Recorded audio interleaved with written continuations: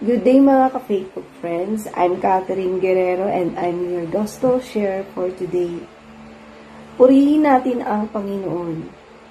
Pagnilayan natin ang Ebanghelyo ni San Lucas, chapter 10, verse 38 to 42, kung saan dinalaw ng ating Panginoong Hesukristo ang kanyang mga kaibigan na si Marta at Maria.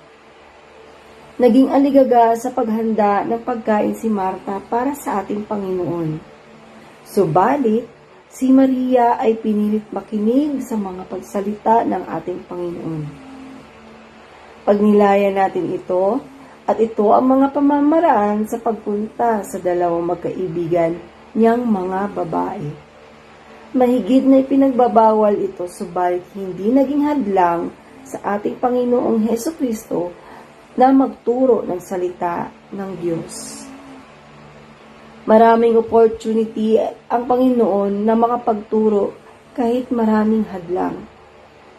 Ang pagninilay dito ay kung ano ang nagpapahadlang sa atin para hindi natin ipakalat ang mabuting balita o sabihin sa nakakarami. Kagaya ng pagdasal sa mga restaurant kung tayo ay kumakain, na minsan tayo pa ay nahihiya. Subalit, ang Panginoon ay walang hadlang sa pagpapakalat ng mabuting balita.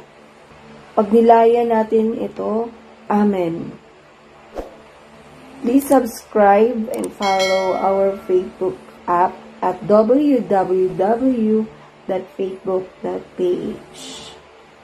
God bless us all.